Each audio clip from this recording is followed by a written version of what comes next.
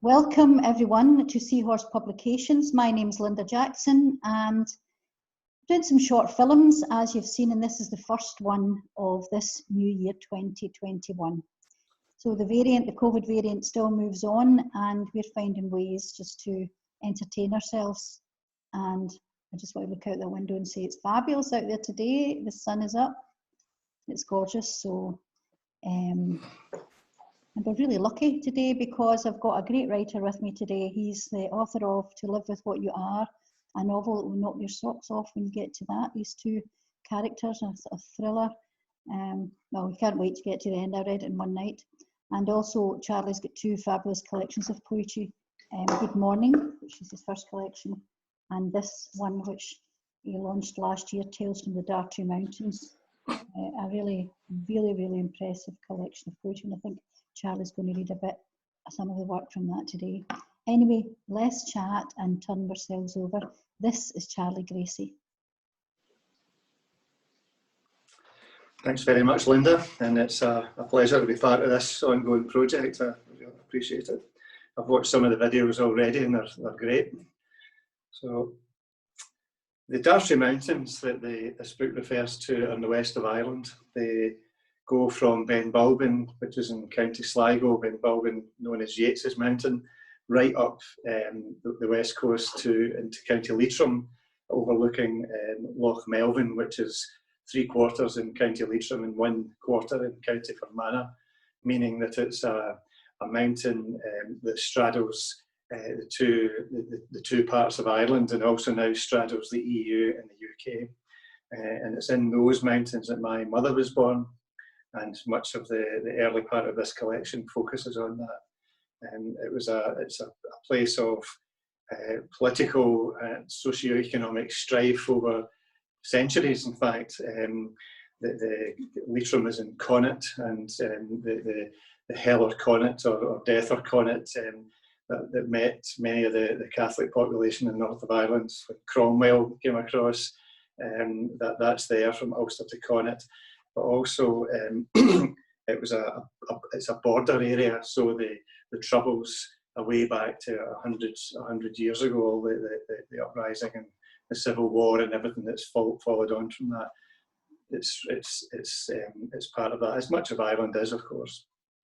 So my mother was born in the 1930s in Glenaid, a wee place called Maharamore, and some of the stories here are about family, and I'll share one with you in a second. Others are about the nature and the general politics. It's a place of beauty as well as a place of strife. So this first poem is one of those stories that lots of families have. It's passed down, and the truth of it is at the core, and other bits are added on and interpreted and felt by different people. So this is based on a true event. The Alice in the story is my grandmother, my mother's mother. The gun. There was a gun in Glenaid, and they had it. Alice never liked it when it was there, snuggled in a thatch in the shed, but you had to take your turn and keep it out of the hands of the Brits. If the Black and Tans found it, the whole family would be shot. She'd heard tell of a thing like that up beyond Belcoo, a father and a mother and a child. But they had to take their turn, for the sake of the boys and their sakes too, said Daddy, his brother a captain and all. She heard them tearing up Annie Rooney's, sounded like plates smashed and her baby crying, Frankie out against the wall to keep him tight. Jesus, they're fuckers, she said to herself, when Mammy told her to hide the gun better. If they find it here, we're done for. But a girl of 18 summers, with the fear upon her, the gun in her hand, and them coming over the two fields, and nothing now to do but run back to Mammy. Too late to be safe, but Mammy is a quick thinker, and the gun is in the milk churn, half full, and it might give them half a chance. They're in, tearing up the wattle and emptying the drawers, Daddy pinned against the back wall like Frankie was, Mammy saying damn all, and the churn untouched. And after, in the late light, Mammy will laugh, squeeze Alice tight.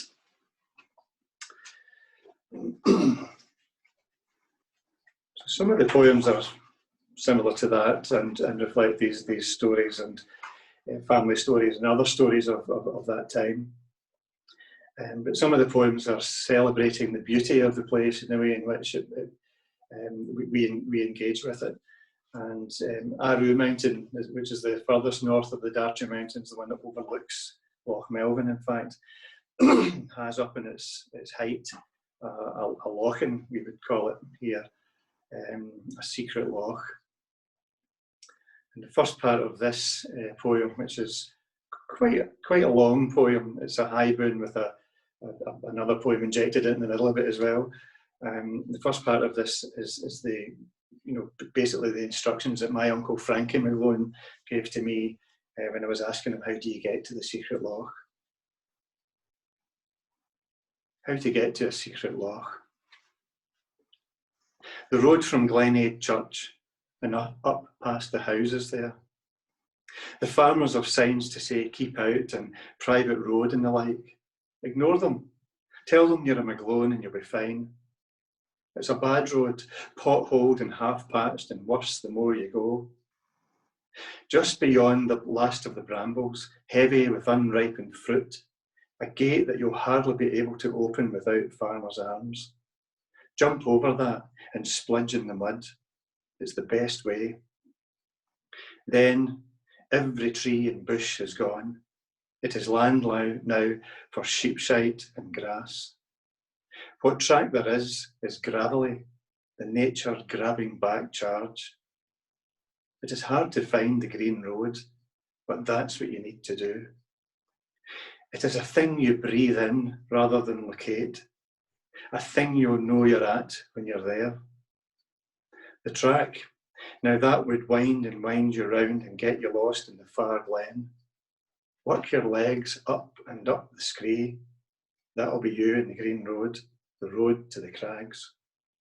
There's hardly a space between them for a one to get to the top of the mountain, hardly a crack in their black teeth to let you through. But somewhere, when you're right tight under them, you'll see the way. The green flat top of the mountain flops over and winks. Come on, boyo. In one place, in all the cragginess, there is a space for you to climb.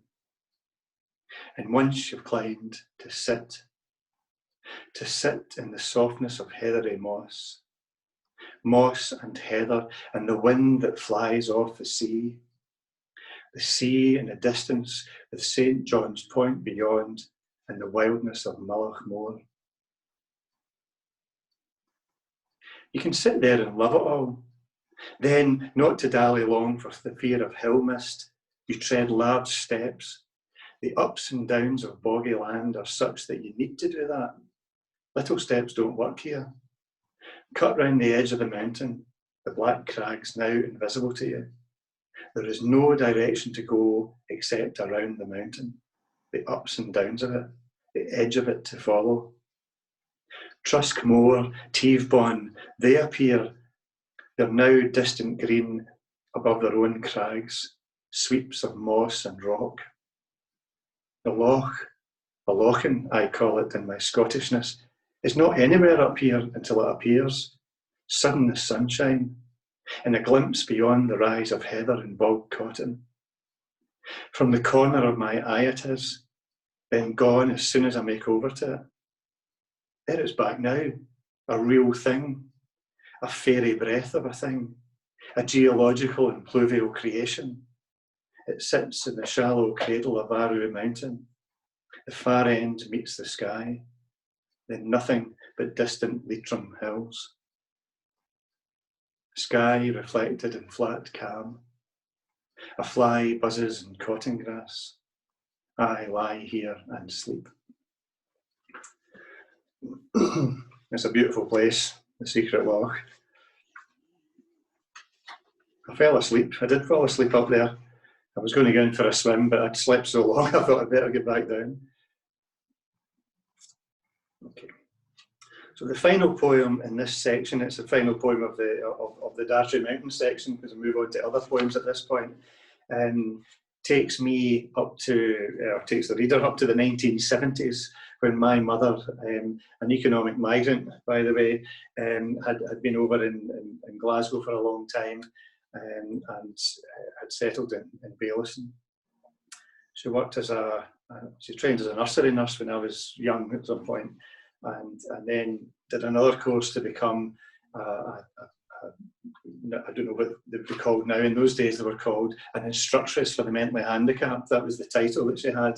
The languages moved on, but essentially worked in a school supporting children with learning difficulties, and that was up in Barlanark at Pendeen. Mammy on a chopper. My bike's a purple chopper, but Mammy takes it every day, rides up to Barlanark, up to her work at Pendeen, in her sheepskin coat and a headscarf. It's a pure red neck as she wobbles in the first two turns of the wheels, then shouts a yee-haw when she gets going right and fires off.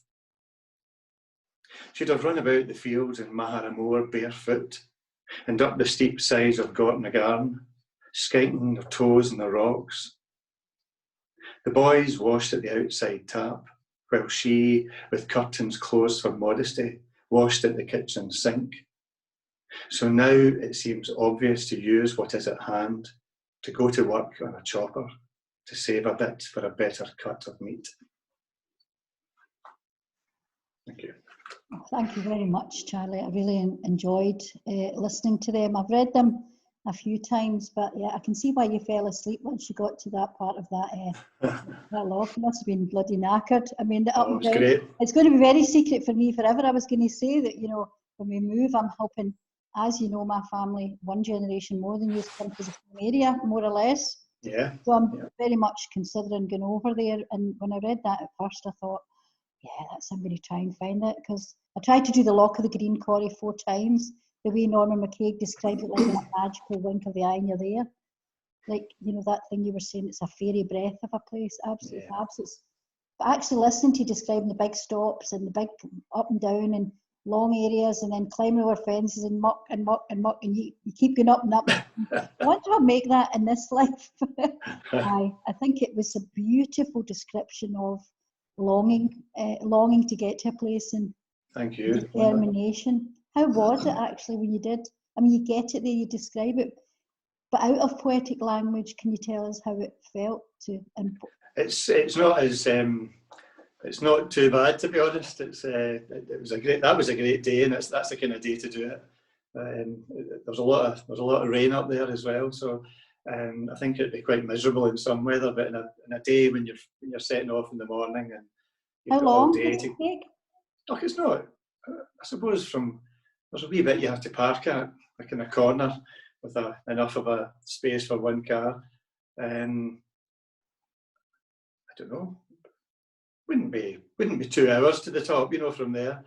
Anything like it, in fact, because you kind of wander about and sit about for a while. So when I read this book, you seem to have got really engaged in your kind of Irish history. I mean, we went over areas when we were kids, but it wasn't regular in the way, you know, maybe your mum being first generation over here. Yeah, you were over all the time. I think it's lovely, the poem with the chopper. You've got half a poem, you know. She's half here and she'll always be half there, you know. Yeah. It felt great about that, reading that. So I've never thought of it being a selkie up till now. Just when you said that, a selkie popped into my head, and she's still there. I didn't even think about that till now. Yeah. So she must have been she sounds like quite a free spirit, really. Well, she was a character, that's for sure. Yeah. She was one of eight children, and actually none of my granny and granddad's children died as children, which is quite unusual. That wasn't the case from the Scottish side, where my dad's family had 3 of the children died very young. So they were really poor and barefoot at that stage,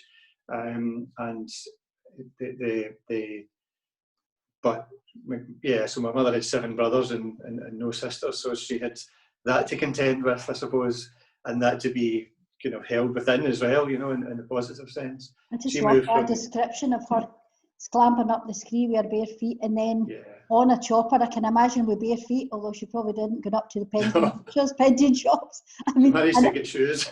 I mean, as kids, that is your parents. I mean, I know I've embarrassed my children terribly, and my dad used to enjoy getting us, as you call her, ready.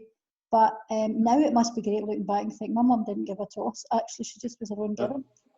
That was exactly right. Yeah, she moved from Glenade when she was 4. They all moved. There's another poem in there about the time that they had the donkey taking them down to Bindone. They moved 13 miles, but it was to the town, and my granddad had a job in the roads, and it was to a council house in the town. So it was a huge, from being less than even subsistence farmers to get into the town, but the donkey had to be lifted because it wouldn't turn, so they had to get men out of a pub to help turn the donkey around. You know, these wee daft stories that all families have them, you know, but it's a cracker. Have you enjoyed this kind of research and investigation? I mean, the gun, I think my own name's Crilly, and I've heard these stories, you know, I think a lot of people from, you know, there's lots of Irish immigrant families in Scotland, and I think a lot of them, I remember reading Sebastian Barry's book, you know, The Secret Scriptures, and I don't know if you've read that, but it's a great book for kind of looking into the actualities, as you described quite vividly there as well, of what happened. But I remember reading after that, the Black and Tans were like, I think it was like 10,000 of them recruited, and mostly British. And apparently a lot of them were rabid because they had come from after the war. That's right. And then they would see the Irish, you know, they were pushed with that thinking that during the Easter Rising and all that, they were making the British forces having to, you know, take off away from the Germans to help them. So they were fed all that before, you know, really pushing that. So I suppose it would be like no quarter, you know, the same as in the Highlands and the clearances, just do, you know, with the butcher of Cumberland, you know, do what you will. I think there was that, and I heard horrific family stories like you must have done, but that's such a celebration. I think the thing that I learned, I suppose, was that the Black and Tans, they were brutal. They were a militia that was given big long leash to do what they would and what they had to, in inverted commas. But they were also men that were brutalised. There's another poem in there about my granny being battered out of the bed when she was pregnant by a Black and Tan with a gun, the butt of a gun. And part of what I was trying to do in that poem was to think about one of them in particular, the kind of a young man with the kind of that war experience. I mean, it's not an excuse for being brutal, but they were often brutalised men themselves and had seen terrible things. So you can kind of step into their shoes a wee bit and see why it was about that without having any powers that be then that really action. pissed me off. You know, the ones that sent them there and fed them that stuff. Yeah, of course. Because it's damaged people, as we see across the globe, inflicting damage. But it's the people that are managing that situation, playing it for everything that they want out of it. You know, totally. I did have that feeling as well. You know, although I think you celebrate beautifully there this family overcoming that, and it's just that bit. It's really exciting when you read that poem. You know, you're terrified. You managed to get that real tight atmosphere that people are really worried, and they're up at Annie Rooney's next, and the brother crying outside with the throat. That's right. And then it's just so wonderful when you get the celebration of overcoming. You know, when they chum and run touched. It's such a relief. You know. I've injected a family, a made-up family into that at Belcoo, and then another poem of a boy at Carrick that was killed by the Black and Tans. These are made-up, you know, instances, but that's how precarious life was. And you see that now if you look what's happening in other countries, and it's shock horror news, and you know, for us. But actually, that's what was happening there, and that's the way of war, and that's why, you know, when it is the powerful people at the top who make those decisions and then tend not to be in the front of battle themselves, of course. Of course. And it's mostly economics, of course. War is mostly about economics and depression. I absolutely love that poem, and the thing that was very interesting as well is the gun. you know, the gun is a community gun, you know. Yeah, Something, totally. you know, they don't have enough money, enough stuff. So I loved that. And it's only just so understated, but the fact this gun, somebody else has got it for a wee while, it makes it less likely it'll be found. That's it. But I mean, for me, as I say, family comfort, I do have an Annie Rooney in my family. I know that's a made-up name for you, but we talked about that. So it really kind of hit me. You know, my grandmother's Lizzie Rooney. So reading that, and I just thought, because I've heard stories of that they would help to hide guns for people actually as well. You know.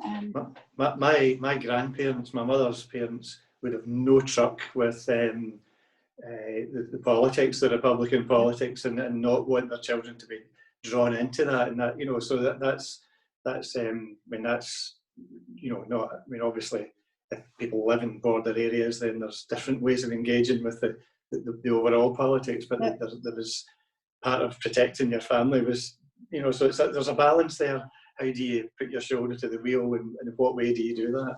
But of course, my granddad had said to my father, he was the marrying his daughter, of course, and he said, I raised all my children for the boat to England.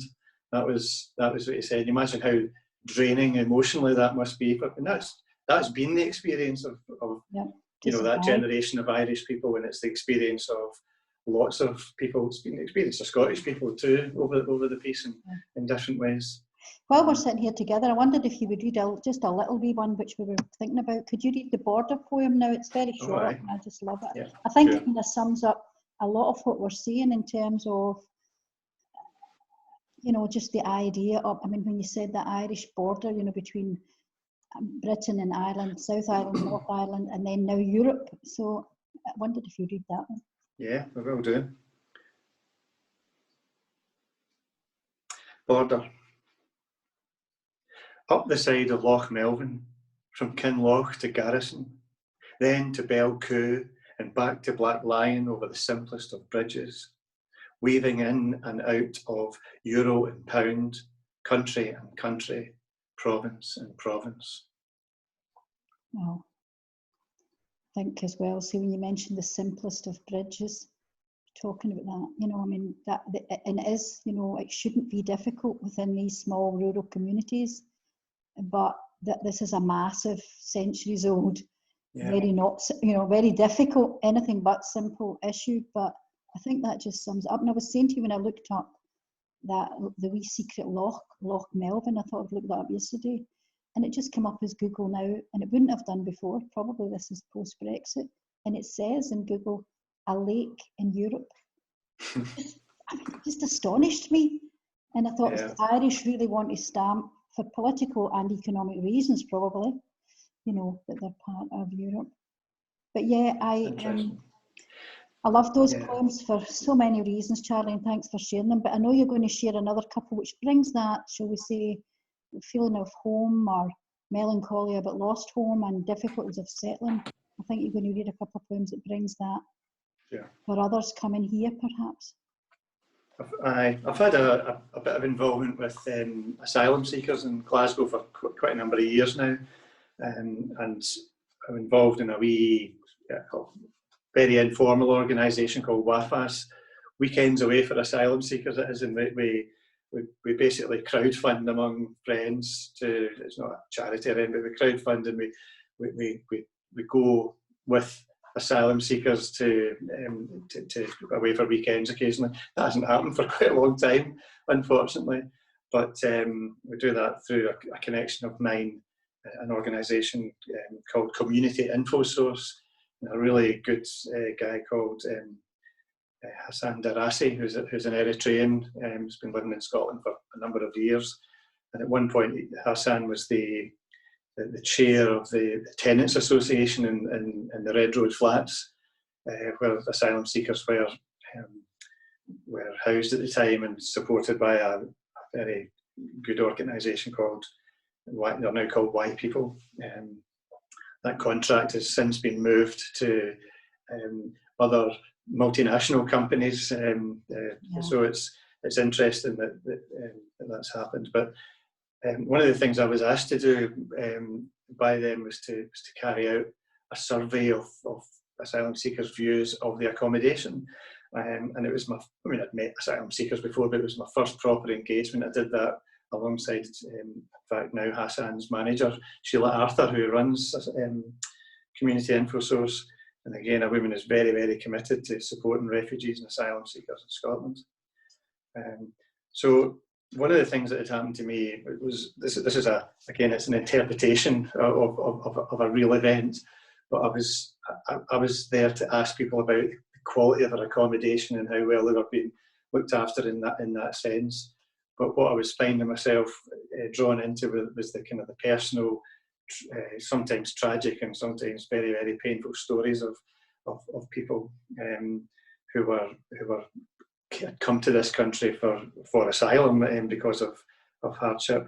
So this poem is trying to explore that kind of the good purpose of thinking about how we provide the accommodation properly, how we do those functional things, and the meeting of humans in those kind of situations challenges us to move on. I mean, I can see exactly why you would be the person to be there, and also how it would impact on you, although, as you said earlier, you're doing a very important job with that, but someone trying to engage with you on an emotional level, certainly would be engaging with the right person. I'm going to go on to speak of you now, like Charlie, and let you read your poems.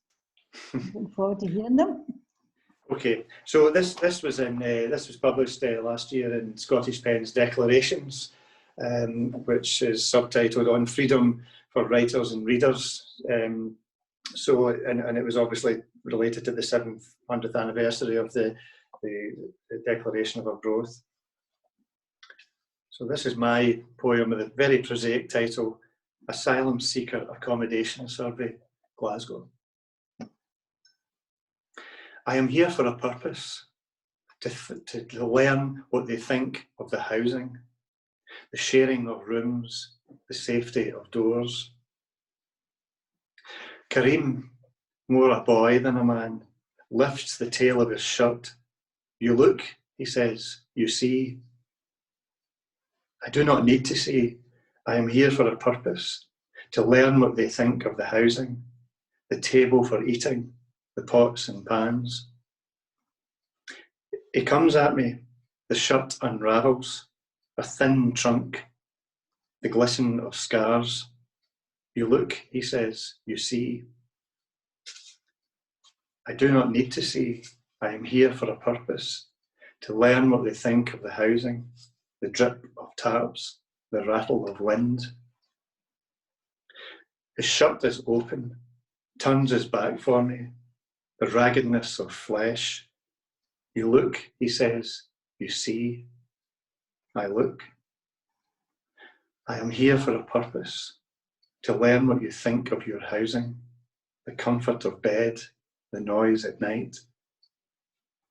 Yusuf says, "My friend is afraid." Karim buttons his shirt. "I will stay, inshallah." And another encounter, once I'd met a number of refugees and asylum seekers, and I was in company with a group of people, and as we do, we get introduced and shake hands, etc. So this was a learning. It's how you learn when you meet people who are different, and if we're open to meeting people who are different, which most people are, then it kind of enhances and challenges our life, but also knocks us about a bit. It's really interesting, and it's a good thing to always remain open to learning, and hopefully other people learning from me and us. So this is Biscuit. I put my hand out to shake the hand of Lakia, the way I did with Hassan. She hands me a biscuit and smiles. It's not the culture, Hassan explains, for a woman to shake the hand of a man. And I think, fuck's sake, Lakia, get a grip. You're in a different place now, but it's okay to shake the hand of a man. And then I think about the kindness it was to offer me a biscuit, to save my blushes, because I did not understand that it is not the culture for a man to expect to touch the hand of a woman he has only just met. Anyway. Oh, fantastic. I mean, I love these poems, and I like the kind of whole idea of putting these together. Sometimes, I mean, I remember going to a gender and colonialism conference, and it was in Galway, the University of Galway. Dartry Mountains was there talking, and it was quite a bit of, I think, negotiating around, you know, post-colonialism and looking at the similarities that people suffer and all that. But I think there was a general consensus that there's a sense of difference. Well, for me, I feel that, you know, the virtue of whiteness itself already changes that dynamic. Mm-hmm. So I really like the fact that while you're in these territories of alienation and lostness, and people try to belong or stay where they were or half and half, you don't do that. You know, it's not conflating. It's just looking at a kind of a fluidity of human beings just trying to be somewhere accepted. You know, that poem mm-hmm. about the guy saying, look, you know, it's really, really moving. And there's two parts to your part. You know, when you say the bit about I am whatever it is, and then you say it's important because we want to, you get water running, taps and whatever. Yeah, that's right. The second part always seems very important. But it reminded me of Tom Leonard when he does these poems, which shows the kind of authority, however soft, authority meeting despair, really. And that man, you know, the contrast in that poem is absolutely fantastic. Charlie, Mm-hmm. well done, really well done. Yeah, well, thank you, Linda. That's poem. Yeah, really moving in that mismatch, I think, between, although it's very important what you've to find out what you're there for, that man has almost got a mantra of justification for being alive or here. Mm-hmm. I think what I learned from that was that they, and I suppose it's a trauma response, really. You know, this young man was in his teens, don't exactly know what age, and I didn't know his particular story, and you know, obviously I wouldn't need to know that, and I didn't care about him. I didn't want to know it. I didn't want him to have to tell me that. But part of his motivation was that he was in this asylum-seeking process, which has to be a process, of course. I understand that, and it is one of justification. It's one of potentially being moved out at very short notice. That's quite a political kind of heated situation that's been ongoing for a number of years. But in among that, he was, in some ways, what he was saying was, well, in my interpretation, it was trying to touch the human, you know, that I was really, but also he was aware of potentially my power. I think he'd maybe misunderstood what I was really about, and he was trying to say, look, I'm justifiably here, rather than what I was otherwise official about at that time. Definitely misunderstood what you're about, Charlie Gracie. What's that? You definitely misunderstood what you're about, Charlie Gracie, if you thought there'd be any threat. I mean, I think. Yeah, but he wouldn't know. I was officialdom, and in his mind, officialdom is an opportunity to justify why he's here, but also an anxiety that if he didn't, then he might be shipped out, because that's how people experience that, you know, whatever the actual situation is. So he's probably been shown these scars since he left wherever he came from. At every junction, movement on to the next point, it is always about imagine them defining you, and that's true. That does define people. Tragedy defines people, and the sometimes if you go back to the discussion about the black and tans, you know, it's very difficult to find anything positive about the black and tans because they were brutal and they did brutal things. But if you lose sight of their humanity as individuals, then you can't not be the black and tans or not be the militias. You know, you've got to always try and find that without being daft about it. You know, it's not a matter of 50-50 balance, you know. It's a matter of finding where the glimmer of humanity is and how you prevent that happening again, or how do you rescue people from it. The masters are also enslaved. The masters are enslaved to their position. You know, authority is enslaved to its position, and the slaves. But without question, you know, I think it was Kant, that the philosopher, that talked a lot about that. But there's no equality of that, obviously, as you say. There's not. That's right. It's not that. Never. It doesn't make it all right. No, it doesn't make it all right. Oh, the poor souls are enslaved to their position. Oh, what a shame. It must be terrible to have all that money in the bank. Well, that's why we need to sometimes help them off their high position. Yeah. In as gentle and positive ways we can. What was that? We don't need to suffer any longer. Aye. Well, listen, Charlie, I am hoping everybody out there, if you don't have this book, it's incredible. It's an incredible collection that moves through all different things. Emotional, you know, stale croissants in Edinburgh. Just that keen observation that Charlie does. Quite a lot about eating as well. Here and there, different cafes and travelling. Beautiful poems of travelling, and I think it's in Italy, and I loved it. I just loved this man and his wife and meeting other people, and just, I mean, there's so much you'll be able to relate to in here, folks from Scotland, Ireland, and then hoping to get on holiday like we all are at the moment. Wouldn't that be nice? That would be really nice. Charlie Gracie, thank you very much for agreeing to come on today and chat with us. Thank you, Linda. And thanks everybody out there for watching, looking in. Please buy Charlie's books, the treat you can give yourself, and we've got loads of time. Once again, thanks very much, Charlie Gracie. Bye-bye, everybody. Thank you.